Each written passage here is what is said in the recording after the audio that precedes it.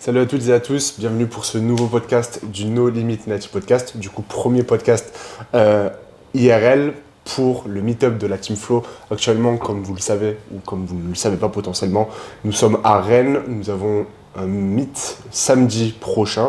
Actuellement, l'heure où on tourne, enfin plutôt le jour où on tourne est mercredi, donc le meet est dans 2-3 jours. On en profite du coup pour pouvoir faire du contenu ensemble et pouvoir faire également du contenu pour le podcast. Aujourd'hui, le podcast, ça sera une FAQ. On a reçu quand même pas mal de questions sur Instagram. On va en profiter pour y répondre.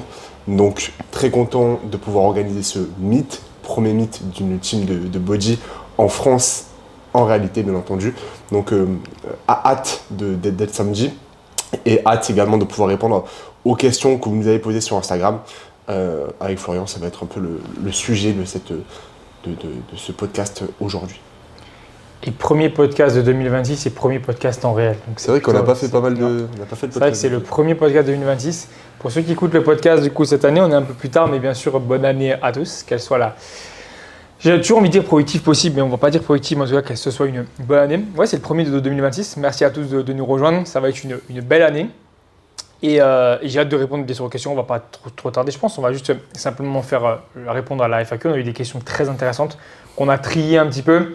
Parce que le but n'est pas de tirer sur les gens. Je pense que les personnes qui ont posé des questions un petit peu incendiaires, on va dire, se reconnaîtront dans le. Voilà. Donc un cadre un petit peu différent.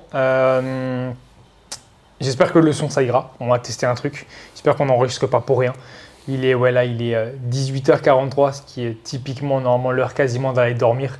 Mais on fait un énorme effort pour le podcast. Enfin, c'est pas un effort parce que ça fait toujours très plaisir. Voilà, j'espère que le podcast plaira. J'espère qu'on sera pas trop claqué pour parler, mais. Non, ça va le faire. Ça va le faire. Non, ça va le faire. Ça va le faire, ça va faire. Il y a pas mal de routes et tout, mais voilà. Post-training, post-séance. Exact. Post-cardio. On a bien mangé, on a de l'eau pas loin, ça va le faire. Le son normalement devrait être top. Donc, let's go. Let's go, commencer avec, du coup, on va essayer de prendre les questions. Il n'y aura pas d'ordre comme d'habitude parce que comme ça permet de traiter plein de sujets en même temps sans forcément faire des KT en particulier. La première question du coup qui me vient, c'est comment est-ce qu'on a trouvé du coup nos premiers clients pour de la prépa, donc de la prépa de compétition en bodybuilding, soit pour Florian ou pour moi. Concernant, c'est venu tout seul et tout naturellement de par ce que je partage sur Instagram, de par qui je suis, de par mes ambitions et ma pratique tout simplement.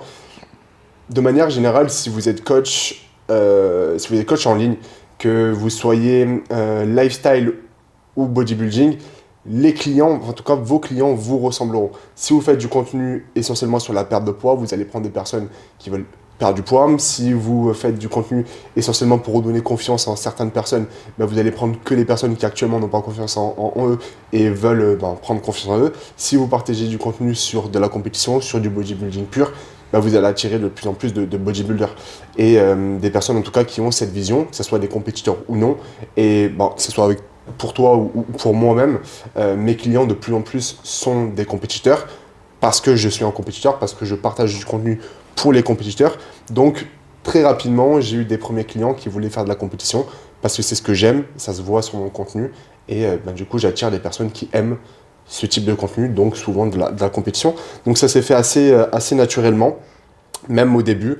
Je vais dire sur mes 10 premiers clients, il y en avait peut-être 3 ou 4, ce qui est quand même beaucoup en termes de pourcentage qui voulaient faire de la compétition, que ce soit pour 2026, 2027 ou 2028. Donc voilà comment ça s'est passé. De manière générale, je pense que c'est simplement attirer les bonnes personnes, si c'est ce que tu cherches à faire, attirer les bonnes personnes qui veulent faire du body, si tu veux amener aussi des personnes sur scène et dans le bodybuilding. Je pense que c'est un peu pareil pour toi. Ouais, moi les premiers qui sont arrivés, c'est aussi parce que j'ai pas mal partagé du coup mon physique et j'étais en prep et ça a amené un peu tout ça. Et après, c'est des personnes qui, au bout d'un moment, les premières personnes que j'ai amenées du coup en prep ont directement eu de très bons résultats. Il y a eu une carte pro la première année, il y a eu pas mal de médailles d'or aussi. Donc indirectement, ça en a amené d'autres parce que ça amène de la visibilité. Quand tu as des bons résultats, automatiquement, ça en amène d'autres. Donc déjà, il y aura ça. Et deuxièmement, là, c'est vraiment comment ça s'est passé pour moi. Donc rien d'incroyable. Il y a le facteur du fait que j'ai commencé le coaching online, je pense aussi très tôt, bien avant tout le monde, ça aide, mais ça ne fait pas tout. Parce que tu peux avoir ça, et après, il faut les garder aussi, les personnes qui viennent, et réussir à les amener en compétition. Donc, il y a ça aussi. Mais il y a le fait aussi que si tu veux attirer c'est ce que tu disais exactement, si tu veux attirer des clients qui veulent faire de la prep, sois confiant dans ce que tu dégages. Fais comprendre que tu es capable de les amener en prep à un bon niveau, mais partage là-dessus. Okay, partage là-dessus. Et je sais que ce ne sera jamais forcément évident de partager là-dessus si tu n'as pas forcément un physique qui est prêt pour la prep ou si tu n'as jamais fait de prep ou une mentalité qui est prête, tu vois. Ou une mentalité qui est prête aussi, effectivement, mais un coach qui n'a pas une mentalité prête. Ouais, oui, effectivement, oui, je vois ce que tu veux dire. Sur ça, je pense qu'effectivement, ça sera un truc à travailler. Et si jamais ton objectif, c'est d'amener des gens en prep, mais qu'actuellement, tu n'as pas des personnes en prep, fais en sorte que les personnes que tu as, tu les fasses évoluer à tel point qu'en fait, elles se rendent compte par elles-mêmes que c'est le moment d'aller en prep. Et c'est ce qui est arrivé sur pas mal de personnes avec qui je travaille, pas mal de personnes avec qui je travaille aussi, qui finalement se disent ok, bon, ça ne sera pas cette année, mais ce sera l'année prochaine, mais ça reste quand même déjà un déclic. Et même si jamais, finalement, c'est pas 2025, c'est 2026, c'est pas 2026, c'est 2027. Il faut savoir être patient, c'est aussi très important dans ce milieu-là, mais pas amener quelqu'un trop rapidement, parce que sinon, si déjà potentiellement tu n'as qu'une personne, tu risques de griller trop rapidement tes cartouches. Tu vois. Et ça, je pense que c'est aussi une grave erreur et on le voit de plus en plus, les personnes qui veulent amener quelqu'un trop rapidement, qui ne laissent pas le temps de faire un off assez long, que ce soit pour un homme ou une femme, que les hormones repartent, etc. Donc prendre vraiment le temps de ça, je pense que c'est important. Et les premiers clients en prep arrivent comme les premiers clients peut-être en bulk et en perte de poids, ça dépend ce que tu partages. J'ai eu beaucoup de personnes en bulk parce que je partageais beaucoup la bulk.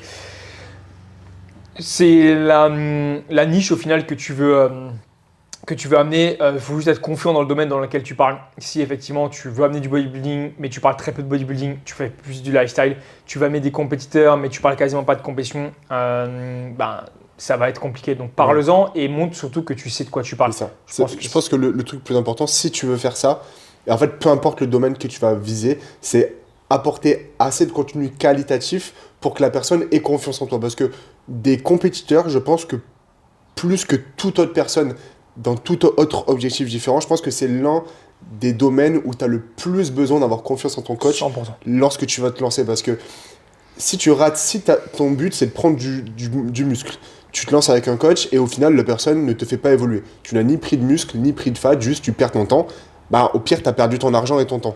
Si tu fais une prep et que ton coach fait n'importe quoi, tu perds aussi ta santé. Et donc, potentiellement, tout ton avenir en bodybuilding, ou en tout cas, tu vas le reculer très loin, 2-3 ans, l'histoire de revenir vraiment à bon niveau. Donc, lorsque tu te lances dans une prep et que tu choisis ton coach pour faire de la prep, il faut obligatoirement que tu aies confiance en lui et confiance en ce qu'il partage. Donc, soit avoir fait des compétitions, soit partager assez de conseils pour montrer que tu fais du bon travail et tu sais de quoi tu parles, et également le montrer avec les transformations que tu peux mettre sur ton compte, en story, etc. Transformation client, avec client, montrer qu'en gros tu fais du bon job, et également montrer que tu fais du bon job, et à un côté montrer que tu as aussi les connaissances qui font que les transformations que tu amènes sont dues également, pas au hasard, mais parce que tu as les connaissances. À partir du moment où tu montres que tu as des résultats et que tu sais comment tu as les résultats, forcément tu sais mettre une personne en confiance et elle sait que elle aussi aura des résultats parce que tu sais en apporter et tu sais comment tu les apportes et donc ils viendront vers toi. Donc ça va être surtout mettre en confiance la personne en montrant que tu es compétent et que tu as les connaissances.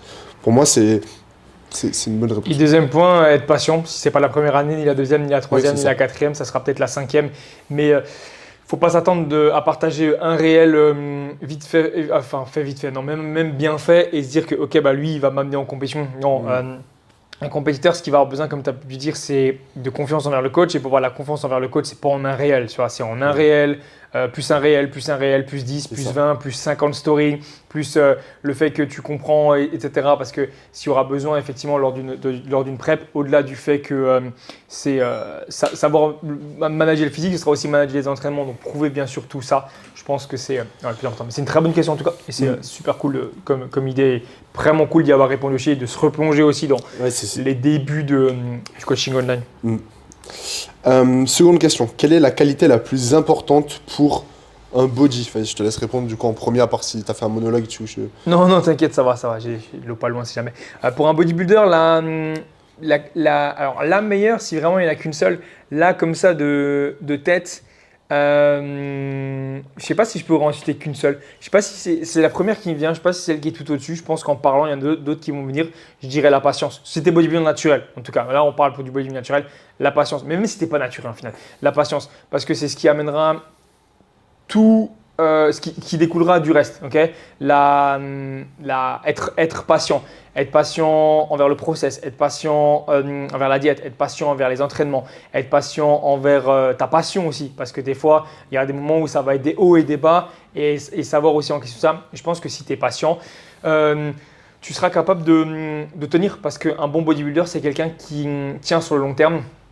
Et qu'est-ce qui te fait tenir sur le long terme au-delà évidemment, je ne te rends plus compte, mais ça reste quand même de la patience. Tu vois. Au-delà de juste la passion, c'est aussi la patience. Donc, je pense qu'un bon bodybuilder, au-delà de mettre de l'intensité, au-delà d'avoir une bonne rigueur, au-delà d'avoir un bon sommeil, au-delà d'être un peu égoïste, parce qu'un bon bodybuilder, ça doit aussi savoir un peu être égoïste, c'est la patience. Franchement, c'est le premier truc qui me vient et je pense que c'est… Moi, le premier truc qui m'est venu, c'est l'organisation. Et je sais pas si c'est le premier, mais je me dis que si c'est la première chose qui m'est venue en tête, peut-être pour moi la chose la plus importante parce que je le vois des personnes qui, actuellement, des clients où j'ai pu le voir, d'anciens clients ou même des personnes sur Instagram, des personnes qui veulent faire de la prep ou tout simplement qui veulent évoluer comme un bodybuilder, soit ensuite pour mener à des compétitions ou non. Plus tu vas être impliqué dans le processus, plus chaque jour tes journées devront être cadrées parce que tu auras sûrement beaucoup de choses à faire. Ou en tout cas, tu auras des choses à faire, pas forcément des tonnes, mais il faudra bien les faire. Donc forcément, ça va prendre du temps. Autant bien s'entraîner, si tu as des steps à faire, à chaque fois, tous les jours, faire matcher ces steps et pas dire « Oh non, mais aujourd'hui, j'en ai eu 7000 sur 12500 parce que j'avais pas le temps ou parce que j'ai pas pris le temps ou parce que j'ai mal géré mon orga. » Ça, forcément, en tant que coach, tu le vois. Et après, les personnes, il faut leur expliquer et ça veut s'en rendre compte également que faut être organisé et c'est pas non plus une évolution d'un certain client n'est pas due au hasard, c'est parce que cette personne-là s'est impliquée à 200% et a coché ses cases chaque jour. Pour cocher ses cases, souvent le truc que je peux répéter sur Insta ou qu'on peut retrouver, c'est cocher ses cases chaque jour, faire des choses pas forcément exceptionnelles tous les jours, mais les faire tous les jours et c'est ça qui t'apportera des résultats. Et pour pouvoir cocher ces cases, forcément, il faut être bien organisé. Et en plus, quand tu es en prep, tu as encore plus de choses, que ce soit tes rounds de posing, ta mobilité, tes steps, ton cardio, tes trainings, tes meal prep, ton sommeil, beaucoup de choses au final, en plus de ton job, en plus de ta routine et de ce que tu as à faire de manière générale comme un être humain qui a des responsabilités, forcément ça te rajoute beaucoup d'heures où tu dois faire des choses et où tu vas pas être assis dans ton canapé, où tu vas pas scroller sur TikTok, où tout simplement tu vas faire des trucs pour tes objectifs, tu vas mettre en place des choses pour tes objectifs et forcément tu as besoin d'être organisé. Parce qu'un bon aucun mauvais bodybuilder est mal organisé et tout bon bodybuilder a une orga et une routine extrêmement cadrée avec chaque heure, quand est-ce qu'il doit manger, qu'est-ce qu'il doit faire à ce moment-là. Donc j'y ai pensé, mais je ne l'ai pas forcément dit parce que j'ai écouté justement un podcast ce matin en arrivant dans la voiture qui était très intéressant et je le recommande pour ceux qui ne l'ont pas écouté. Petite big up dans ce podcast. C'est le podcast du coup de LMF, le journal d'un bodybuilder qui était super intéressant avec du coup Jawad qui pour le coup est un très bon bodybuilder puisqu'il est champion du monde et lui expliquait clairement que, alors il n'a pas une mauvaise organisation mais c'était pas le mec le plus routinier du monde dans la diète. Et en prep, et même quand il était très proche dans la diète, peut-être que j'ai mal compris, mais je pense pas. Je sais que potentiellement les deux écouteront le podcast. Si jamais je me trompe, n'hésitez pas à me corriger en commentaire, c'est avec plaisir les gars de vous retrouver. Même en message privé, peu importe. Qui disait effectivement qu'il y a des jours effectivement, où il devait atteindre 12 000 pas, mais il y a des jours où il était qu'à 7 000, puis finalement le jour d'après il en faisait 11 000, etc. Donc je pense que ça va être une petite minorité. Il y a des personnes qui arriveront à être de très bons bodybuilders sans se casser la tête, entre guillemets, sans être super robotique, sans être super routinier. Mais ils vont le faire pendant très longtemps dans cette routine qui n'est pas parfaite. Donc ça amène justement à ce truc-là. Mais après, ça ne veut pas forcément dire que la routine en tant que coach, tu le vois clairement que c'est que quelque chose qui pour moi est une mauvaise routine. Je sais que pour un tas de personnes, parce que j'ai l'habitude de bosser avec et je les connais, c'est une routine qui est parfaite parce que la personne progresse. Et ce qui est le plus important, ce n'est pas forcément ce que toi, en tant que coach, estimes être une bonne routine, c'est ce que la personne met en place comme routine qui lui permet de progresser. Et tu peux lui donner des clés, voilà ce que moi je ferais, mais si la personne progresse, ça reste essentiel. Du moment que ça ne nuit pas à sa santé, que ça ne nuit pas à sa progression, que ça ne nuit pas à son sommeil, ce genre de choses-là. Ouais. Franchement, Et peut-être que si elle mettait en place une meilleure routine, elle évoluerait encore plus vite. c'est toujours là. Mais peut-être que si elle mettait en place cette meilleure routine, elle la tiendrait beaucoup moins longtemps. Et du coup, elle arrêterait beaucoup plus rapidement. Et du coup, est-ce qu'au final, c'est une bonne routine pour elle si elle arrête au bout de 3 mois avec une routine parfaite? Peut-être Oui, pas. c'est ça. Donc effectivement, c'est, je pense, vision long terme et patience et routine. Ouais, 100%. As-tu déjà douté autant sur le body que sur l'aspect business? Alors, je vais commencer à répondre. Sur le body, alors, qu'est-ce que ça veut dire douter sur le body? Parce que déjà, enfin, ok, le business, on va répondre après. En plus, pour moi, c'est très frais parce que ça fait pas si longtemps que ça que je me suis lancé en coach en ligne. Du coup, c'est vraiment, vraiment frais. Et je peux douter même encore maintenant. Et je pense que businessment parlant, c'est peut-être un peu différent. Au niveau du body, euh, pourquoi tu douterais? Est-ce que tu doutes de pas être le meilleur bodybuilder du monde? Est-ce que tu doutes de ne pas évoluer? Est-ce que tu doutes de perdre ta compétition, de rater une compétition? En fait, douter en body, c'est trop, pour moi en tout cas, complexe parce que, à part être champion du monde, il n'y a pas de réussite en body. À part la propre réussite que tu te définis toi-même.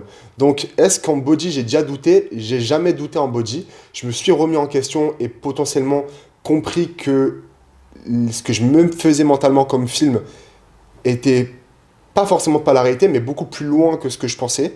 Donc je pensais peut-être l'atteindre beaucoup trop rapidement par rapport à la réalité. En tant que gagner une première compétition, prendre une procard, potentiellement dans ma tête, c'était tu vas monter sur scène, tu vas prendre ta procard. Et plus tu avances, plus tu comprends qu'il y a des personnes qui sont meilleures que toi. Et plus tu comprends que peut-être cette procard, tu l'auras pas cette année, mais peut-être en 2028, 2029, voire plus loin. Mais tu l'auras si tu continues à faire les choses. Donc body, j'ai jamais douté, je me suis juste remis pas mes standards à la baisse, mais compris que mes standards étaient peut-être trop, on va dire, immatures. Donc après, est-ce que j'ai douté de mon évolution en body et du fait même d'aller chercher cette procard un jour? Jamais, je sais que je l'aurai et je l'aurai. Maintenant, quand est-ce que je l'aurai ou à quel point je l'aurai tôt ou pas? Ou même gagner une compétition? Ça, j'ai jamais douté que j'y arriverai. Que je vais réussir ma prep, ça, j'ai zéro doute. Je vais y arriver. Que je vais continuer à progresser, je vais y arriver. Donc sur le body, tout dépend de ce que tu appelles réussir en body, parce qu'au final, si tu doutes, c'est la peur de ne pas réussir. Donc tout dépend de ce que pour toi ça veut dire réussir en body. Mais pour moi, j'ai jamais douté en body. Sur le business, c'est un peu différent, mais au final, je trouve que ça ressemble beaucoup au body. Dans le sens où, businessment parlant, tu as quand même un peu plus d'imprévus que au niveau du body, parce qu'il y a pas mal de choses qui ne sont pas en ton pouvoir, mais beaucoup au pouvoir des gens.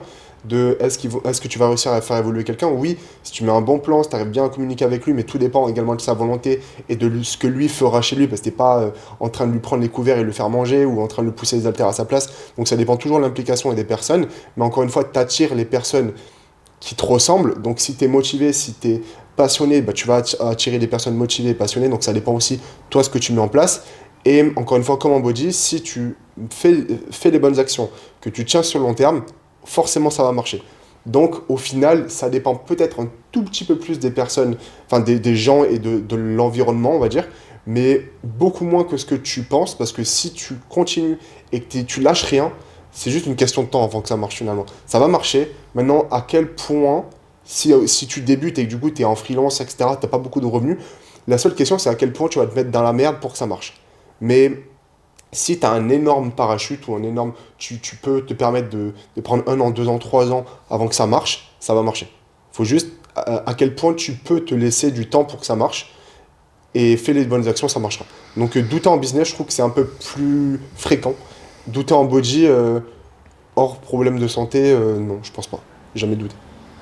Ce ne serait pas forcément différent de ce que tu as pu dire. Le body, effectivement, c'était pas forcément des doutes, dans le sens où, effectivement, moi, je me suis jamais trop posé de questions. J'ai suivi le process et j'ai jamais douté. C'est-à-dire que, est-ce que je pouvais manger plus? Bah, peut-être que oui, mais j'avais mes calories, donc ça servait à rien. Est-ce que je pouvais manger moins?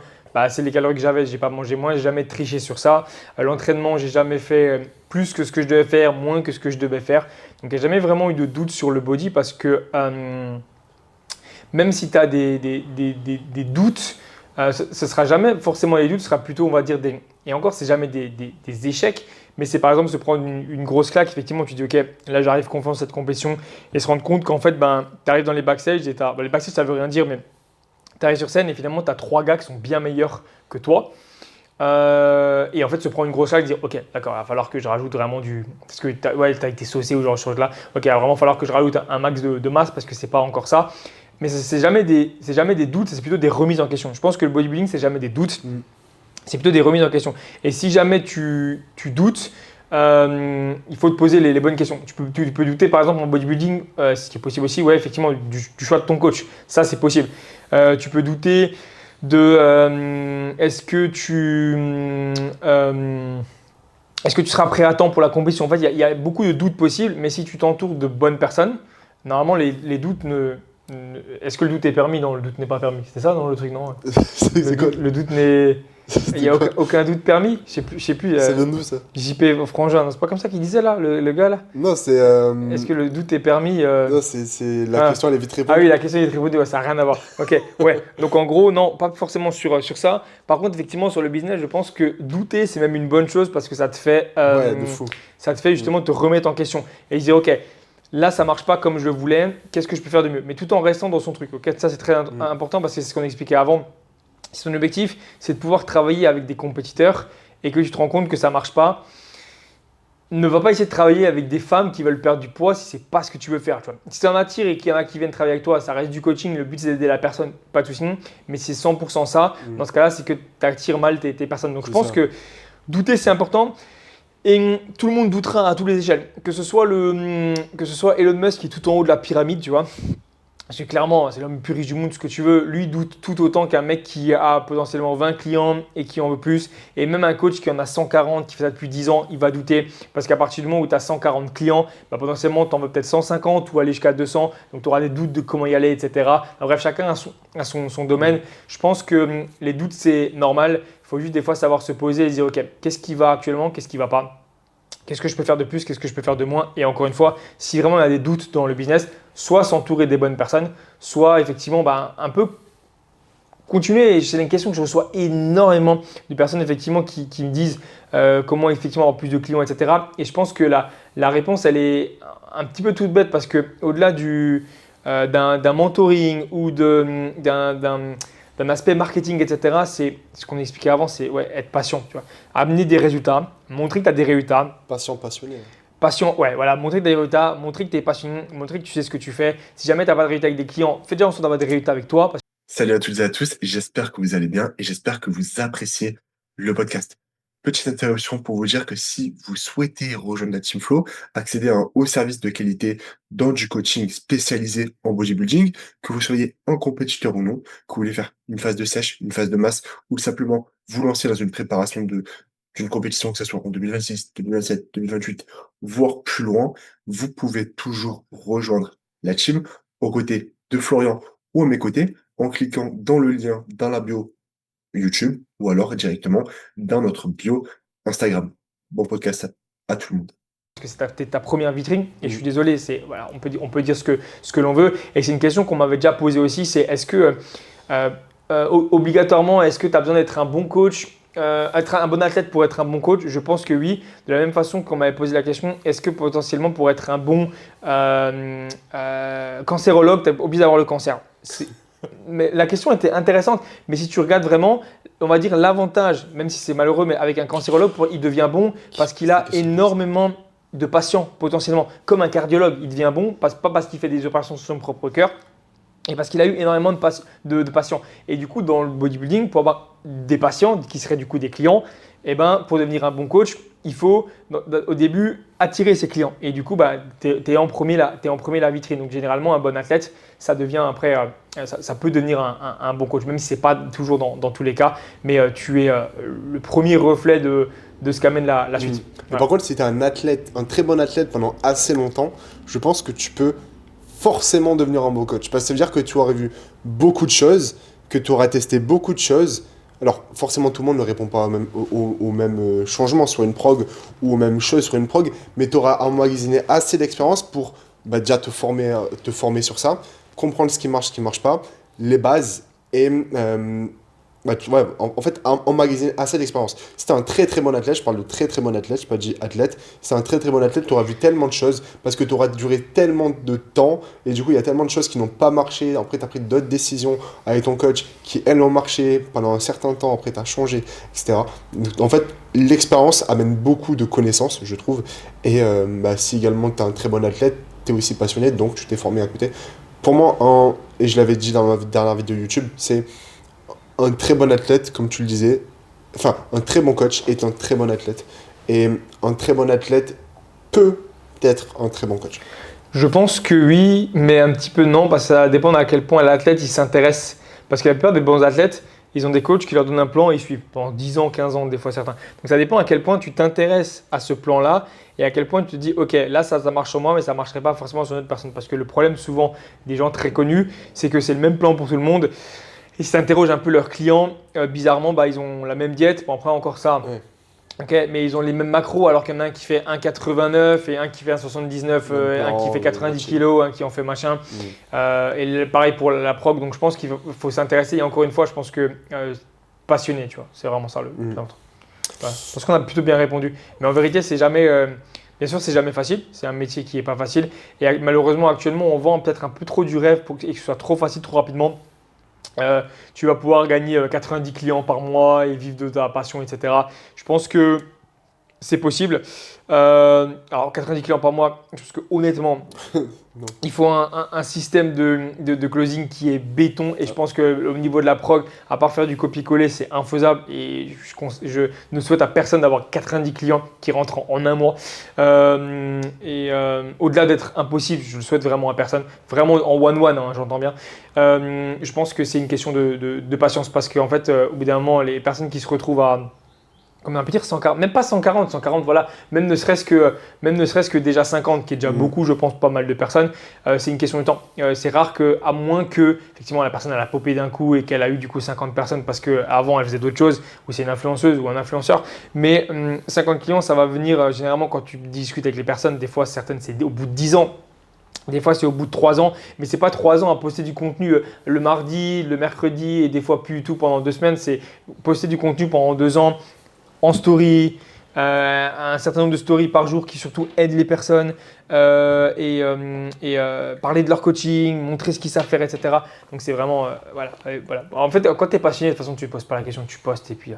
Si t'es passionné, tu fais plus en fait. Si ça marche pas de ton côté dans le coaching, juste moi ce que j'ai vu c'est fais plus et fais le plus sur le long terme. Mais tu peux toujours faire plus hein, sur du taf quand c'est quelque chose que tu aimes et que tu as du temps du coup parce que c'est ton job à plein temps. Tu peux toujours faire plus, toujours faire mieux. Donc simplement, si ça marche pas, c'est soit que c'est pas assez qualitatif, soit tu ne fais pas assez. Et la plupart du temps, en fait, c'est souvent que tu ne fais pas assez. Parce qu'en réalité, Instagram ne demande pas non plus une qualité hollywoodienne sur ton contenu. Donc juste, tu fais pas assez et tu fais pas assez longtemps aussi. Donc c'est simplement assez tout court. Donc assez de contenu et assez longtemps. Pour moi, c'est ça. Et au-delà de ça, c'est exactement les mêmes conseils que je donnais au début, au final, quand on a commencé et qu'on a commencé ensemble de la Team Flow et que c'était un peu plus… le démarrage, bien sûr, est toujours un peu plus compliqué parce qu'il y a un peu tout ça. Il y a OK, mais est-ce que du coup, je vais me retrouver à travailler avec Florentin et avec Florian, etc. Maintenant, les gens ont bien compris que ça n'a rien à voir, même si c'est la même team. Soit ils bossent avec toi, soit ils bossent avec moi. Mais bien sûr, aussi les mêmes conseils, c'est juste simplement que il faut être patient, fais les choses et puis ça viendra. Et puis amène des résultats et très rapidement, tu as eu des bons résultats parce qu'encore une fois, tu es un bon athlète, tu es passionné. Et du coup, obligatoirement, tu deviens un bon coach et voilà. Ouais, et postez aussi, postez. N'attendez pas, si vous voulez… Ouais, ça, ouais, je suis d'accord. Si vous voulez un jour lancer un coaching, que même si c'est une idée lointaine, commence ton compte maintenant. Et au pire, tu fais pas de coaching, c'est pas grave, tu auras un compte Instagram. Si tu es passionné, en fait, tu prendras quand même du plaisir. Et je me rappelle au tout début, c'est-à-dire au tout début de notre collaboration, j'avais un compte Instagram, on va dire, d'une personne lambda qui postait même pas ses entraînements, etc. Et tu m'avais dit, oui, poste tes entraînements, poste tes trucs, parce qu'après, il y aura tes compètes à ce moment-là. Si le coaching, c'est quelque chose qui t'intéresse, c'est maintenant qu'il faut que tu montres que tu es passionné, que tu es un bon athlète, etc. Et au début, comme tout le monde, j'avais peur de faire des face cam, j'avais peur de mettre sur Insta. Maintenant, il fait plus que ça. Maintenant, je fais que parler et j'emmerde tout le monde et je fais du contenu tous les jours. Et c'est tellement devenu facile en fait. Et alors qu'au début, tu as l'impression que tout le monde va te regarder et avoir sa journée pendant toute la journée, il y a tout ton entourage qui va regarder ta vidéo et qui va se dire Ce serait beau. c'est quoi cette vidéo, pourquoi il a fait ça, alors qu'en vrai le mec il a cliqué sur ta story, il a vu que tu as fait une vidéo facecam, il a cliqué directement sur le story et il a regardé 3 secondes, il a dit il a fait une vidéo Cool. facecam, c'est top, et après il est passé, et en fait c'est dire poste, fais des trucs, et au pire, il y a un mec qui va dire ouais, tu devrais pas faire ça, tu devrais mettre tes sous-titres de cette manière-là, parce que là, c'est moche, ou parle un peu moins vite, ou augmente la qualité de ton micro. Enfin, tu auras des critiques plus ou moins acceptables, on va dire, et bah, c'est tout. Et au début, tu auras des critiques, parce que les personnes vont se trouver légitimes à faire des critiques, parce que c'est ton début, et tout le monde aime bien te montrer qui sait mieux que toi ou qui peut faire mieux que toi, et au bout d'un moment tu vas en avoir rien à foutre et tu feras du contenu, et ça sera lancé, et également ta qualité va s'améliorer, et encore une fois simplement tu vas faire de plus en plus, de mieux en mieux, et ça marchera. Et ça, c'est vrai, et ça ramène au point de si jamais tu sais pas quoi faire. Là, actuellement, on vit dans un monde où plus personne n'invente rien. On va pas se mentir. La personne que tu as l'habitude de suivre sur Instagram qui poste du contenu qui marche, elle s'inspire de quelqu'un qui s'inspire de quelqu'un qui potentiellement s'inspirait de quelqu'un avant. Même inconsciemment. Ouais, c'est quasiment certain. Donc en gros, si tu veux faire quelque chose qui marche, regarde ce qui te plaît, pars là-dedans. Okay, et reste-y au maximum. Et si ça ne te plaît pas, finalement, bah voilà, mais faut pas prendre un virage non plus à 90 d'un seul coup. Mais moi, je suis parti de ça. J'avais des personnes que je suivais, que j'aimais bien, qui pour moi étaient des bons coachs, donnaient des bons conseils, etc. Je me suis dit, ok, je vais faire la même chose à ma façon de parler. Et de toute façon, même si tu vas copier, je sais pas, X, Y, voilà, pour donner de prénom, ça sera quand même ta façon de parler, potentiellement. Alors, ton style vestimentaire, mais ta morphologie, ta coupe de cheveux, il y a tellement de choses qui vont être différentes. Tu ne seras pas le jumeau de. C'est quasiment impossible, de toute façon. Donc, forcément, les personnes vont accrocher parce que simplement, je sais pas, c'est quelque chose de chimique, tu vois. Il y a des personnes qui vont te préférer toi, peut-être parce que tu as des lunettes au lieu de quelqu'un d'autre, parce qu'il a une moustache. C'est tout bête, mais des fois, tu ne sais pas l'expliquer, tu vois. Tu vas vers un coach ou une personne parce que tu te dis, ok, je sais pas, je le sens. C'est chimique, c'est physique, c'est comme ça. Et voilà, de la même façon que des fois, tu vas par exemple sortir avec une personne et tu ne sais pas expliquer pourquoi, c'est parce que bah, c'est comme ça, tu vois. Au-delà que la personne te plaît, mais voilà, ne sortez pas avec votre coach, surtout pas. Et l'inverse d'ailleurs non plus. Coach, ne faites pas n'importe quoi avec vos. Voilà. Il y a des histoires. Voilà. Mais surtout, faire des choses que tu es sûr de faire sur le long terme. Parce qu'encore une fois, ça sera du long terme. Comme le bodybuilding, le coaching, c'est du long terme. Si tu commences à poster un réel le jour 1 et que tu te dis « Oh là là, jamais de la vie, je vais tenir jusqu'au jour 100 », soit c'est pas fait pour toi, soit il faut que tu fasses quelque chose qui soit fait pour toi. Okay. Des fois, il faut se forcer un peu. Ça, oui, bien sûr. Mais il faut se forcer dans le sens où, une fois que c'est fait, tu es content de l'avoir fait quand même. Il faut avoir cet aspect gratifiant. Et des fois aussi, il faut savoir se dire ouais, là, j'ai pas le truc, j'ai pas la passion, bon, bah voilà, je poste pas aujourd'hui. Et puis. Et ne pensez pas aussi qu'un mec qui est sur YouTube, un mec qui fait des contenus tous les jours sur Insta, c'est facile pour lui, que pour lui tout est gagné, que c'est trop facile pour lui. Que ce soit moi, que ce soit Flo, faire des vidéos YouTube quand tu arrêtes déjà un petit moment, c'est compliqué de t'y remettre dedans. Là, j'ai repris YouTube, c'était compliqué de me remettre dedans. Faire des réels, c'est toujours, on va dire, c'est pas aussi compliqué qu'au début. Mais par exemple, là, tout à l'heure, je voulais tourner des réels et j'étais fatigué. J'avais voulu en tourner une dizaine, j'en ai tourné 2. J'étais fatigué, j'ai arrêté. Donc, ne pensez pas que c'est juste pas fait pour vous. C'est juste que pour tout le monde, c'est compliqué, à son rythme et à son échelle. Juste fais et arrête de te poser des questions, arrête de trouver des excuses. Comme en bodybuilding, t'es fatigué, t'as du cardio à faire, tu vas faire ton cardio. Bah, t'es coach, tu vas faire du contenu, t'es fatigué, bah, tu vas faire du contenu. Bah, c'est tout, c'est juste ça. Donc fais longtemps, assez, bien, et arrête de te poser des questions. Et tu t'organises et c'est réglé. Carré. Avis sur les Strap Flow, Fresh Flow, en gros les bandes nasales pour ceux qui ne connaissent pas ces marques-là. D'ailleurs, il n'y a pas de sponsor avec ces marques, donc je m'en fiche de ces marques. Perso. Marque bip bip bip. Ouais, bip bip. Soit c'est le chèque, soit on sait pas les marques. Avis sur les flows de manière générale. Perso, une différence car pathologie nasale. Perso, une réelle différence car pathologie nasale. Je pense que c'est une question. À la fin en tout cas. Je te laisserai répondre parce que moi j'ai jamais utilisé ça pour le coup. Alors pour le coup, moi j'ai testé les bandes nasales et ça doit faire maintenant 2 mois parce que j'avais du mal à respirer de manière générale et j'étais souvent pris au nez et du coup ça me posait des problèmes à l'entraînement. J'ai essayé, j'étais très dubitatif. Je pensais que c'était vraiment du bullshit et pour le coup je suis très content à quel point ça m'aide à respirer durant les entraînements. C'est pour ça que dans les vidéos d'entraînement ou sur Insta, vous me voyez souvent avec des bandes nasales, c'est parce que vraiment ça m'aide énormément pour la respiration. Et en musculation, je trouve que la respiration, c'est quelque chose de hyper important. Alors tout le monde a dit, enfin cette phrase elle a été dite 20 millions de fois, mais pour le coup je trouve que c'est vraiment l'une des choses les plus sous-cotées pour tes performances, pour à la fois être à l'aise dans ton entraînement, c'est-à-dire ne pas d'un coup avoir un coup de stress ou être d'un coup fatigué ou avoir un nerveux qui crache ou rater tes sets et surtout ne pas assez standardiser tes répétitions. Parce que pour moi, si tu respires bien sur toutes tes séances, tous tes mouvements, tous tes exercices, toutes tes répétitions, tu ne peux pas cracher tes séries. Parce que ton muscle, tu l'auras d'une semaine à l'autre, tu ne perds pas assez de muscle pour complètement rater des séries, etc. Donc c'est souvent juste une question de mauvaise respiration qui va soit te faire atteindre l'échec nerveux en premier, soit l'échec postural en premier, ce qui peut être le cas par exemple dû à un mauvais bracing sur ton hack ou sur ton pendulum, etc.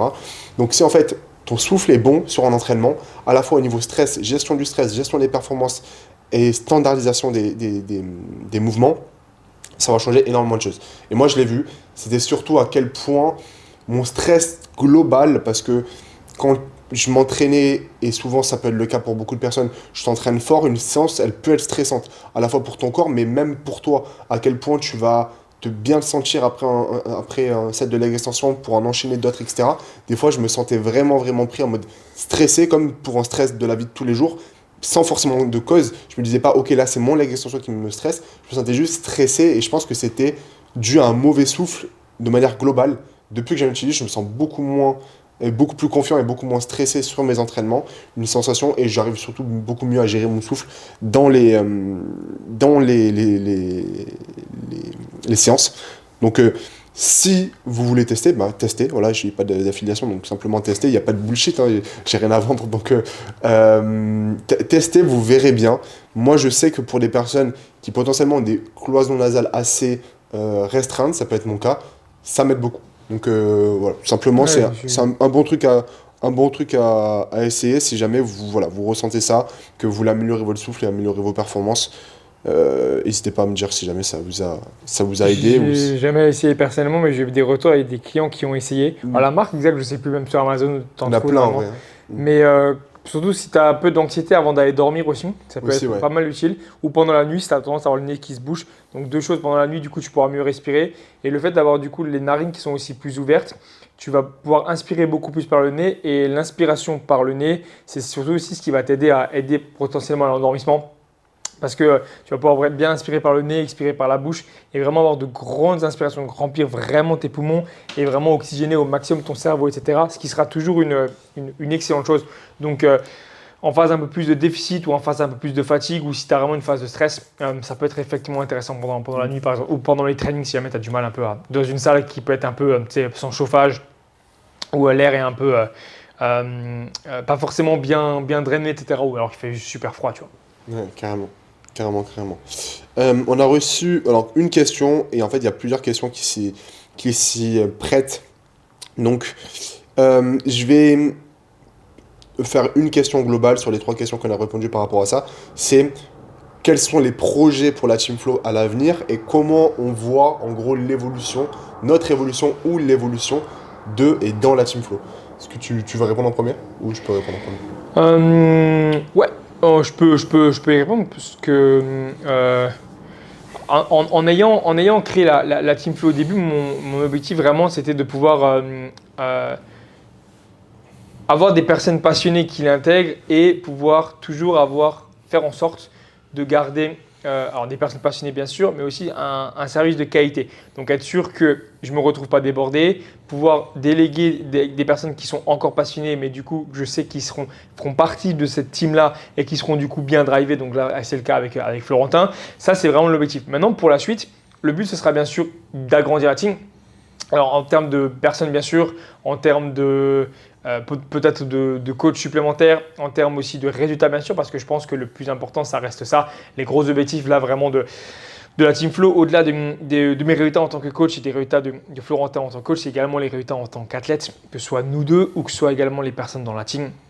Je pense que c'est vraiment ça les gros objectifs, c'est continuer à consolider vraiment le bodybuilding naturel en France.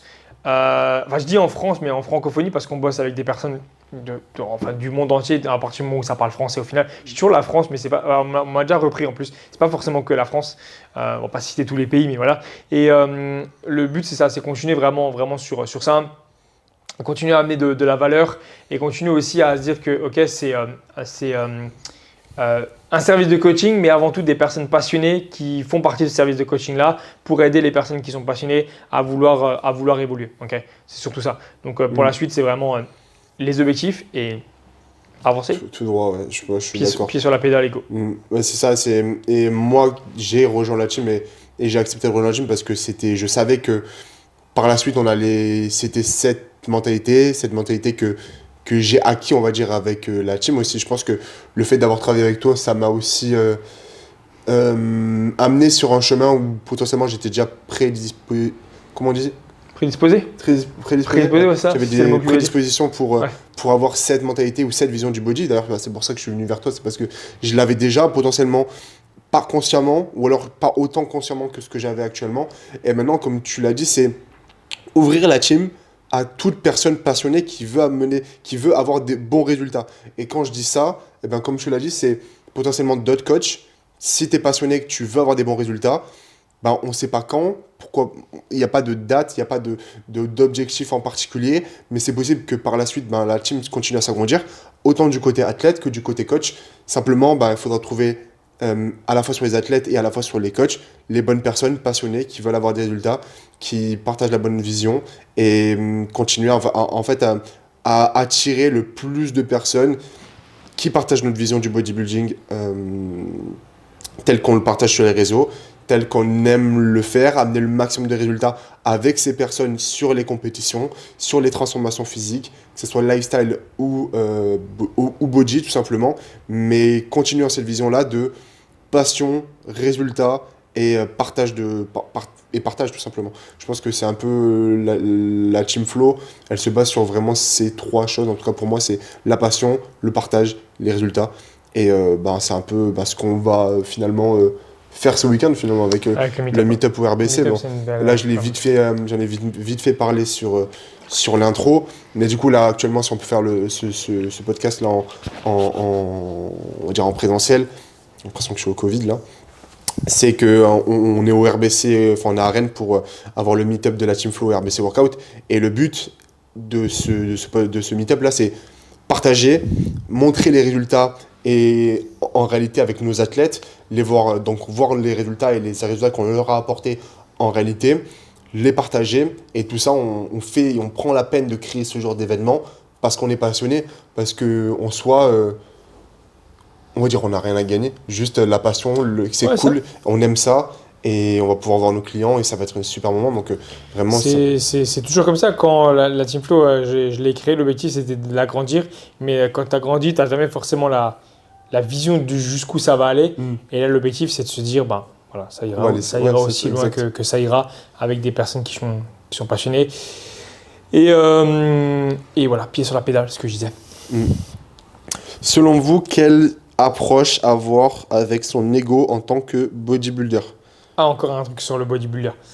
Je pense que ce qu'on a expliqué, ce qu'on s'est dit en off, en connaissant du coup la personne qui a posé la question, du coup l'ego serait plutôt en termes de peut-être à l'entraînement en général. Et c'est un peu du coup ce qu'on avait dit. Je pense que en tant que bodybuilder, l'ego c'est quand même assez important parce que l'ego ça va aussi t'obliger des fois à te challenger sur tes charges.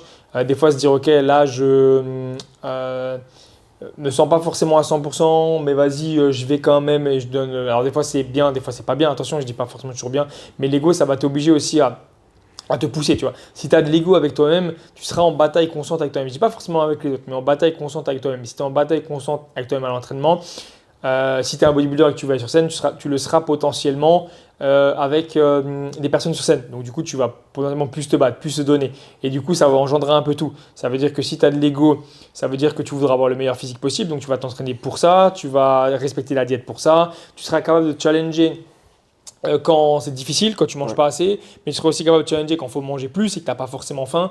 Donc avoir de l'ego en tant que bodybuilder, pour moi, c'est extrêmement important parce que c'est ce qui va vraiment driver un peu cette obligation à faire les choses quand tu n'as pas envie et vraiment à te dépasser. Je vois l'ego en fait comme une source de « Ok, C'est un peu ça au final l'ego, c'est ok, lui il a fait ça, je peux faire mieux. Et c'est un peu ce qui drive un peu le truc et ce qui a permis aussi que l'on qu'on avance un peu dans le monde. Au final, tu vois une personne qui a fait un truc qui était bien, tu dis ok, vas-y, je peux faire la même chose.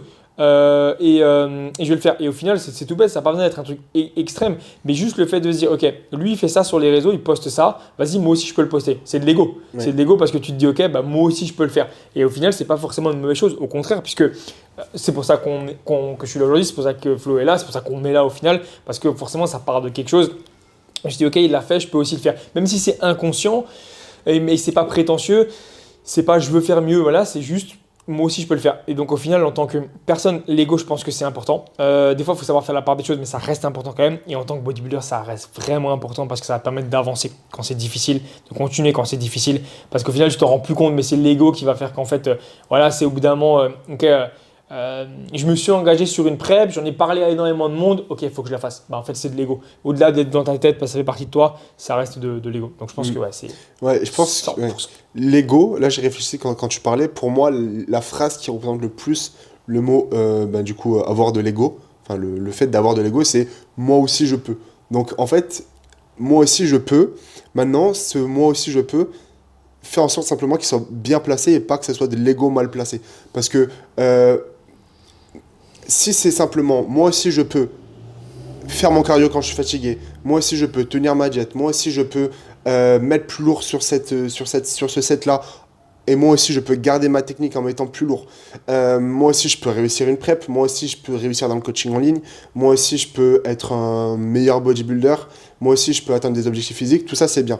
Maintenant si tu places mal ton ego, et ça c'est de manière générale dans la vie de tous les jours, il faut aussi pouvoir corréler l'ego à la remise en question. Si c'est simplement de l'ego, de l'ego, de l'ego tout le temps et tu te remets jamais en question, ce moi aussi je peux, forcément il va t'amener à des dérives et des extrêmes qui ne seront jamais bons pour toi. Moi aussi je peux m'entraîner en étant malade et moi aussi je peux pousser, moi aussi je peux ne pas écouter mon corps. Tout ça, ça t'amènera qu'à des mauvaises, qu'à des mauvaises choses. Donc ça te permet de te challenger, ça te permet de te prouver que tu peux être une meilleure personne si tu l'es pas actuellement. L'ego, ça te poussera toujours à être meilleur si tu le places au bon endroit. Et si tu le places au mauvais endroit, simplement, ça va tout doucement te faire dériver vers des choses pas cool et devenir une mauvaise personne. Soit parce que tu vas devenir prétentieux, soit parce que tu vas devenir hautain, soit parce que tu vas penser tout savoir ou mieux faire que les autres. Donc voilà, simplement place ton ego au bon endroit. Si ton ego te drive à être quelqu'un de meilleur, à être un bodybuilder meilleur, à mieux te challenger à l'entraînement, c'est une bonne chose.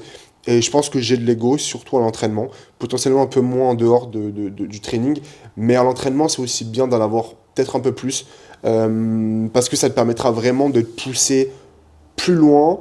Et je pense qu'actuellement, beaucoup trop peu de personnes ont assez d'expérience pour vraiment exploiter leur plein potentiel à l'entraînement. Et du coup, potentiellement, souvent, tu vas avoir tendance à te brider, à te dire non, mais sur mon SLDL, je peux pas arriver à cette plaque, je peux pas arriver à cette plaque, je suis pas fait pour ça, ou j'ai pas le nerveux, ou j'ai pas la génétique pour, etc. Alors que moi aussi, je peux arriver à mes 6 plaques, arriver à mes 7 plaques sur le SLDL. Et ce que je suis en train d'essayer de faire aujourd'hui, sans rusher le processus, moi aussi, je peux le faire.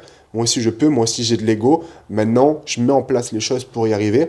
Moi aussi, je peux aller gratter une répétition. Moi aussi, je peux mieux gérer mon nerveux, moi aussi je peux mieux gérer mon souffle.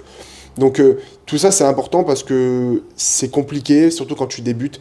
Toutes les semaines tu apprends et même après toutes les semaines, tous les mois, tu deviens meilleur en entraînement, tu arrives à aller plus loin dans l'intensité, etc. Donc l'ego à l'entraînement, si t'es pas bête et si tu fais pas les choses bêtement, simplement pour prouver aux autres, ok, l'ego pour moi faut qu'il reste drivé par soi-même, ok, faut pas non plus que tu places ton ego au service des autres.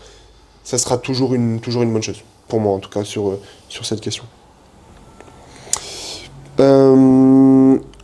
Est-ce que tu veux qu'on... Ouais, on va faire ça. Donc là j'ai deux questions que je peux regrouper en une qui me concerne directement. C'est ok, la question c'est quelles sont mes dates de compète? Est-ce que je les ai déjà annoncées? Donc non, je les ai pas déjà annoncées parce que là, bon, je peux donner d'à peu près les dates, mais c'est tout aussi flou étant donné que j'ai même pas encore commencé ma prep. Mais très certainement que les premiers shows arriveront en septembre. Très probablement que le premier show sera WNBF Montargis France. Très certainement qu'on va se concentrer sur, en tout cas moi c'est ce que je vise et Flo est à peu près d'accord avec moi, sur 4 à 6 shows. Mon but c'est pas faire simplement un one shot, mon but c'est pas de faire le plus de shows possible et aller me cramer, parce que je le sais qu'ensuite le off-season qui va suivre cette prep là sera hyper productif et va me permettre d'arriver encore meilleur sur 2028-2029. Donc le but c'est pas simplement d'aller pousser pour pousser, même si je peux faire des super choses cette année et je suis pas du tout en train d'être défaitiste là-dessus. Simplement le but c'est pas non plus de faire le maximum de compétition et aller pousser limite jusqu'à saison A de 2027. Mais voilà, ça va être essentiellement concentré sur du WNBF. Pourquoi pas d'autres shows bien organisés. Je veux vraiment me concentrer sur des compétitions qualitatives. Le but, c'est pas forcément d'aller chercher un trophée, d'aller chercher une première place, d'aller chercher un titre. Le titre, la seule chose que je veux me montrer, c'est que je suis un très bon bodybuilder, que je peux faire une prep comme un très bon bodybuilder. Et ensuite, les titres, je les aurai si je dois les avoir. Donc, je vais pas prendre des compétitions qui sont facile, ok, il n'y a aucune compétition facile, mais je ne vais pas aller chercher les compétitions où il y a le moins de monde, où il y a le moins de niveau, pour aller chercher une procard et me dire ok, première saison, je suis une procard, je suis un bon athlète. Non, si je suis un bon athlète, vous le saurez et les gens le sauront inconsciemment, que j'ai fait une première ou un second call-out. Si à partir de la base où je suis parti quand j'ai commencé le bodybuilding il y a 3 ans, j'amène un physique qui est complètement différent, que je gère très bien ma prep, que je sais bien poser, que je sais bien présenter et que mon physique est harmonieux, sec et massif, j'aurai réussi à ma prep et pour moi je serai un bon bodybuilder et un bon athlète. Et ensuite les juges en décideront si je dois gagner ou pas. Donc pour moi je veux vraiment prendre les meilleurs des compétitions, que je trouve en tout cas les meilleurs, et que j'aurais pris si j'avais un niveau de 2 à 3 ans. Je veux me concentrer sur les meilleures compétitions qui se font actuellement, donc en Europe, et si mon niveau et si le reste de la saison me le permet, à l'étranger. Donc voilà, mais on va dire première compète, très certainement WNBF Montargis pour débuter la saison B de 2027. Donc voilà comment normalement va se goupiller. Ensuite 4, 5, 6 compétitions par la suite après, enfin plutôt 4, 5 compétitions post-Montargis, normalement. Si tout se passe bien. Restez connectés. Restez connectés, exactement. Chaque chose en son temps. Tout arrivera à temps voulu. 2 dernières questions. Ouais, on avait 2 dernières questions, on les a exprès mis sur notre téléphone, ça change un petit peu. Du coup, on reste sur la question, si on est un peu sur moi, du coup la question c'était, question du coup de M. Gallimard, pourquoi avoir ajouté du cardio si tôt dans la prep au lieu de juste augmenter les steps, c'est pas plus fatigant? C'est une question qui est assez intéressante. Et ça permet de ne pas rentrer en détail. C'est vrai qu'actuellement, je suis dans ma 6e ou 7e semaine de prep au moment là où on fait le podcast. Et normalement, ce n'est pas le moment où tu te dis « Ok, on met du cardio ». Et c'est justement là que c'est intéressant. Le cardio, c'est quelque chose qui peut devenir très fatigant et qui est un très bon outil justement pour amener un peu plus de dépenses. On met du cardio en début de prep parce qu'actuellement, mon énergie, elle est super haute. Donc le cardio, j'arrive vraiment à l'encaisser. À tel point que j'ai hâte limite quand c'est les séances de cardio et j'aime vraiment faire le cardio. On verra quand ça va continuer. Pour l'instant, c'est comme ça. Et au final, j'ai 30 minutes de cardio 2 fois par semaine.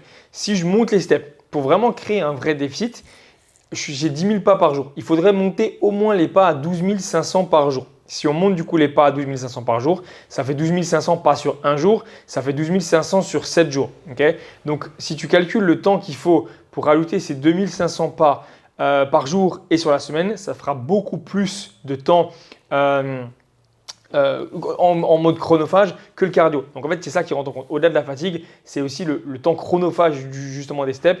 Et ce qu'il faut savoir aussi, c'est que si tu marches 12 500 pas par jour directement dès le début de ta prep, il faut le tenir ça après. Tu vois, il faut pouvoir le tenir, c'est pas une semaine qu'il faut le tenir, c'est vraiment pouvoir le tenir sur 7 mois. Et le cardio justement, il sera beaucoup plus facile à encaisser pour l'instant jusqu'à ce que j'aille moins bien. Et justement, il crée aussi une dépense qui est surtout très intéressante parce qu'elle est obligatoire en termes de vitesse et surtout elle est quantifiée. Les steps, tu peux avoir 10 000 steps, mais plus tu vas avancer dans la prep, plus tu vas fatiguer, plus tu vas être lent au niveau des steps et moins tu vas réussir à consommer. Alors que mon cardio, 120, 140 BPM, c'est très simple. Que j'ai de l'énergie ou que j'ai pas d'énergie, il faut que je sois dans ce BPM là. Donc je suis obligé au final de marcher à un certain rythme parce que sinon simplement, je sais pas, je pètes la gueule du Stairmaster, ou enfin, tu vois, c'est tout con. Donc voilà pourquoi le cardio est très intéressant directement en début, parce qu'il va amener et déclencher vraiment t'obliger en fait pendant aussi les jours off à garder une dépense et qui sera super facile à encaisser, surtout au début, parce que tu as vraiment masse d'énergie. Okay, c'est comme, voilà, ça fait presque plaisir de le faire. Donc voilà pourquoi il a été mis en place et que c'est très intéressant de le mettre assez rapidement, parce que ce sera beaucoup plus difficile de tirer profit d'un cardio quand tu es fatigué que justement quand tu es en pleine forme. Et ce sera beaucoup plus fatigant de placer un cardio en fin de prep ou vers quand tu commences à être fatigué que justement quand tu es en pleine forme. Parce que là, actuellement, le cardio, c'est juste simplement comme si je montais des escaliers sur mes jours off parce que je faisais un déménagement mais sans porter quelque chose. Tu vois. Donc en fait, c'est super facilement encaissable. Pour l'instant, je ne vois aucun inconvénient. Donc voilà pour ça. Yes. Et dernière du coup, j'ai eu quelques précisions du coup. Alors, meilleur complément alimentaire. On va déjà commencer par cette question-là. Meilleur complément alimentaire. Si je réponds parce que je suis dans la foulée, il n'y aura jamais vraiment de meilleur complément alimentaire. C'est une question en fait, qui revient souvent, mais en vérité, le meilleur complément alimentaire, c'est le complément alimentaire que tu auras besoin. C'est la même chose que c'est quoi la meilleure prog. Potentiellement, peut-être que pour toi, un split. Maintenant, la question est posée par Douglas et on travaille ensemble. Donc, je ne réponds pas forcément pour lui parce qu'il le sait sur la prog, mais je réponds un peu pour tout le monde. Et même pour les compléments alimentaires, on en a en place dans le suivi au final et c'est les compléments alimentaires qu'il a besoin au final. Donc les compléments alimentaires les meilleurs, c'est ceux dont on a besoin, c'est comme le meilleur split. Pour toi, potentiellement, ce sera peut-être un gros split, donc pec, épaule, un jour, etc., et les bras. Et les meilleurs compléments alimentaires, ce sera ceux ou celui dont tu as réellement besoin parce que tu es en carence. Maintenant, c'est vrai qu'il y a des compléments alimentaires qui, selon moi, sont vraiment bons sans forcément devoir faire une prise de sang et vérifier si tu es en carence. Je pense par exemple à de la whey. De la whey, tu vois, c'est un très bon complément alimentaire. Tu vois, c'est vraiment bien, c'est facile, tu peux l'amener beaucoup plus facilement que du poulet, ça prend beaucoup moins de temps à cuire. Je pense à la créatine. La créatine, c'est le meilleur complément alimentaire qui puisse exister. C'est le complément alimentaire le plus testé. C'est le complément alimentaire avec le plus de recherche et qui a été prouvé absolument efficace.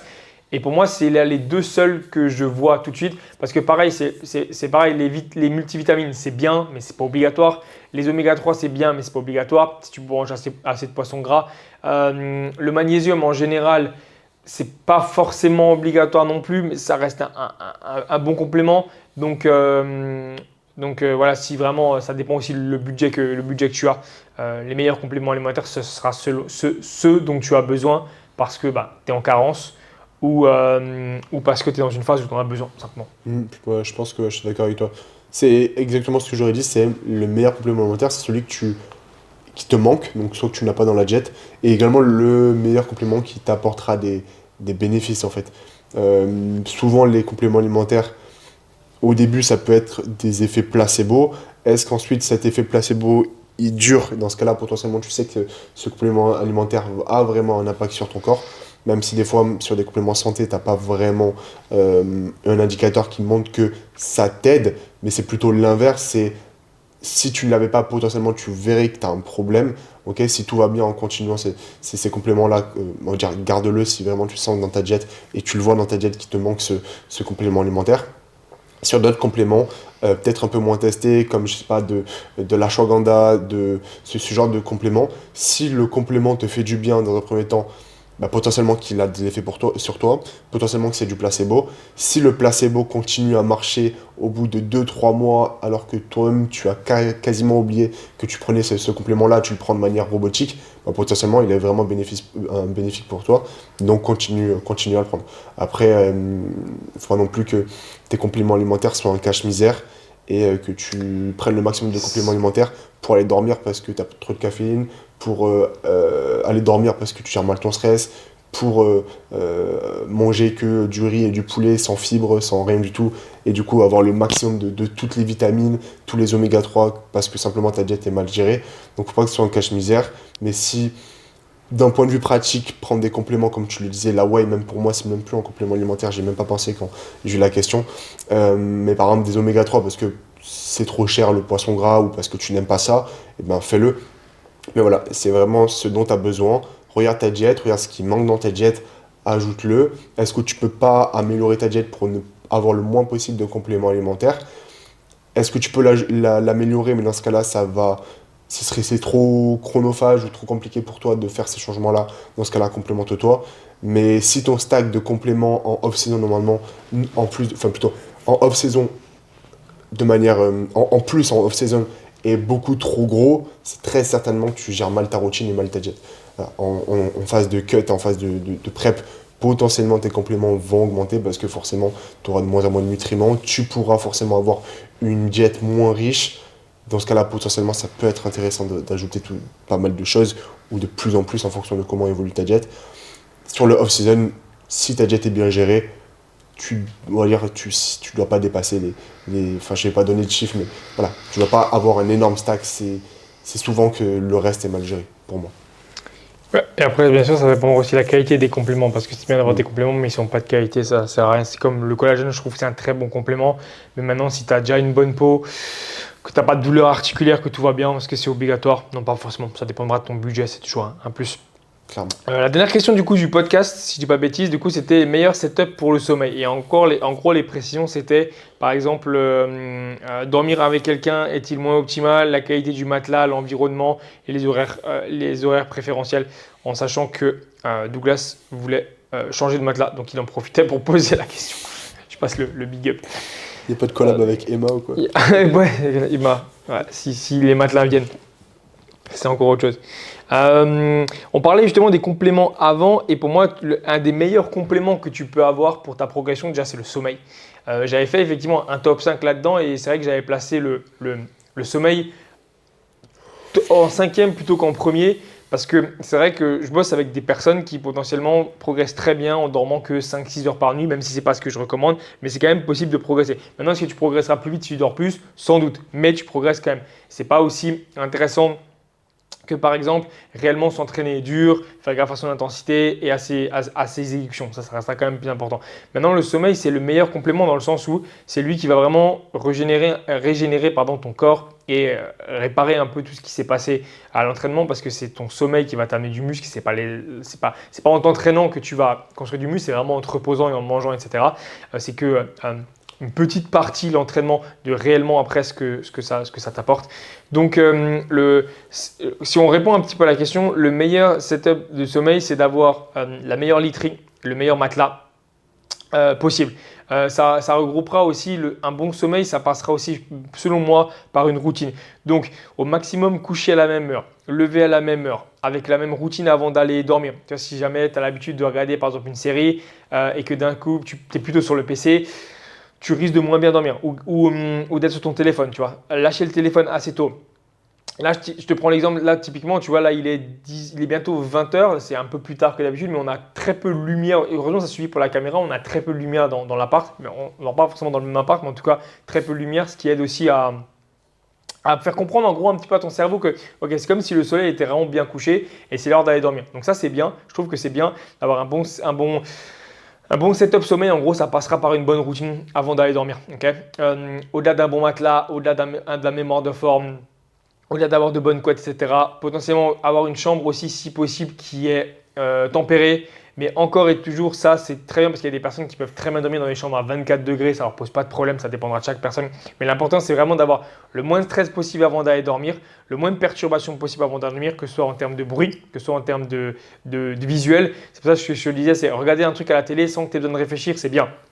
Si par contre tu es sur ton téléphone, tu dois réfléchir aux cours que tu vas faire demain, au mail que tu dois envoyer, etc., tu vas commencer à réfléchir et ça c'est la pire des choses avant d'aller dormir, au-delà de la lumière bleue bien sûr. La lumière bleue, pardon, bien sûr. Donc le meilleur setup sommeil, c'est une bonne routine. Et après, bien sûr, ce sera d'avoir un matelas, si possible, de qualité et mémoire de forme, surtout pour récupérer au niveau du dos. Selon moi, et c'est un truc que j'avais entendu, et je ne sais plus qui c'est qui l'avait dit, le meilleur sommeil, c'est être tranquille d'esprit. Si tu es tranquille d'esprit, tu dormiras bien. Si tu n'as pas de stress, si tu n'as pas de stress sur des factures en retard, sur de l'essence que tu dois mettre dans ta voiture, sur oh là, qu'est-ce que je vais faire demain, je ne suis pas organisé, tu vois. Le meilleur sommeil, c'est d'être tranquille. Parce que si tu as une bonne routine, Même si tu as une routine qui n'est pas forcément incroyable avant d'aller au lit, si tu es tranquille et que tu vas dormir l'esprit serein en te disant ok, j'ai fait ce que j'avais à faire, je pense à rien, tu dormiras bien. Okay, ça, c'est un truc que j'ai remarqué. Et généralement, si la tête va bien, le corps va bien. Si le corps va bien, tu dors bien. C'est tout bête, mais voilà. Donc, et ça passera par là. Ça passera par une bonne organisation parce que c'est ce que j'avais déjà dit, c'est que souvent le stress vient pas de que tu aies trop de choses à faire dans la journée, parce qu'il y a plein de personnes qui ont 25, 50 tâches à faire dans la journée et qui ne stressent pas pour autant, juste parce que si tu es organisé, tu le feras. Et en fait, ta journée, c'est juste un enchaînement logique de choses qui a été placé intelligemment dans ta journée et qui te permet d'arriver à ton 20h avec « Ok, tout est fait, je suis tranquille d'esprit, j'ai mon planning pour demain, là maintenant je dors et je suis tranquille. » Et c'est aussi simple que ça. Le stress ne vient pas d'avoir trop de choses à faire dans la journée, ça vient justement d'un manque d'organisation. Donc ça peut aussi être avoir trop de choses parce que tu es mal organisé ou parce que tu t'es mis des standards qui sont trop hauts pour toi. Okay, donc ça, il faut les revoir un peu si besoin à la baisse. Ouais, ou tu fais juste trop de choses parce que c'est juste infaisable. Tu vois. Voilà. Ça, je pense que comme tu le disais, je prends le contre-pied. La pire des routines, c'est réfléchir. Tu vas dormir en réfléchissant. Comment je vais faire ça? Qu'est-ce que j'ai à faire pour demain? Comment je vais gérer ce problème? Est-ce que j'ai bien fait cette tâche? Est-ce que j'ai bien répondu à mon patron? Est-ce que j'ai bien fermé ma porte? Est-ce que j'ai bien fermé ma voiture, etc. Quand tu vas dormir, il faut vraiment que tu sois serein d'esprit, que tu te poses le moins de questions possible. Et donc, comme tu disais Flo, si tu as des tâches à faire la journée d'après, note-les, okay, mais surtout note quand et comment tu vas les faire. Si tu sais exactement comment et quand tu vas faire les choses le lendemain matin, bah, tu sais exactement que tu vas les faire, tu vas te lever et tu vas faire ça dans l'ordre, ok, et tu vas pas perdre de temps et tu vas réussir ta journée. La plupart du temps, si tu dors mal, c'est que quand tu fermes les yeux, tu réfléchis encore à ce que tu as mal fait, mais surtout, c'est souvent qu'est-ce que tu dois faire ou comment tu vas rattraper ou gérer un événement.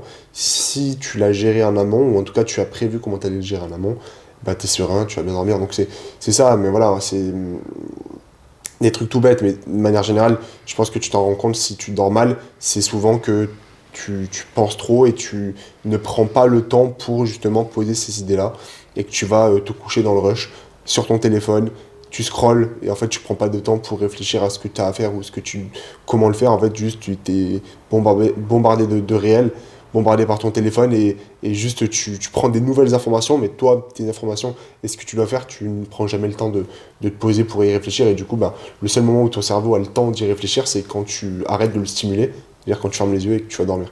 Et dans ce moment-là, bah, forcément, si tu commences à gérer ça à ce moment-là, bah, tu vas pas bien dormir parce que tu vas le gérer justement. Donc gère tout avant, va dormir tranquillement et le lendemain tu te lèves et tu gères ton quotidien. Mais sinon, moi, quelque chose qui a beaucoup marché aussi pour moi, ma routine d'aller dormir, c'est notamment dans des appartements, ça peut être des vieux appartements de ville ou quoi, il y a toujours un peu de lumière qui peut rentrer, donc utilise un masque pour le sommeil et des bouchons d'oreilles si vous vivez en ville.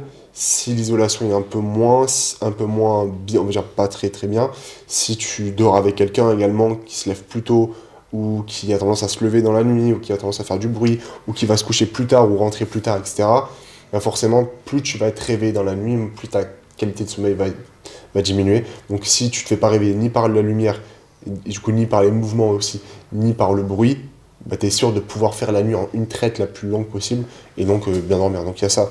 En tout cas, si c'est le cas pour toi, essaye des bouchons, essaye le masque, tu verras, ça t'aide quand même pas mal. Et 100%, dormir seul, de toute façon, c'est toujours ce qui te permettra de dormir le mieux. Ouais. C'est malheureux, mais c'est comme ça parce que tu n'auras pas d'influence extérieure, tu vois. Ou alors, ce serait potentiellement d'avoir deux lits simples. Deux lits simples, c'est cool. Ça te fait un lit en fait qui est double, mais du coup, tu as quand même ton lit, donc tu as ta propre couverture. Parce que souvent, ce qui te réveille pendant la nuit, c'est potentiellement le matelas qui bouge parce que la personne bouge ou la couverture qui est bougée. Et ça peut avoir tendance à te réveiller. Du coup, ça sera toujours mieux, bien sûr. Je n'incite pas les gens à être célibataires, mais juste, voilà, c'est comme ça sera toujours mieux.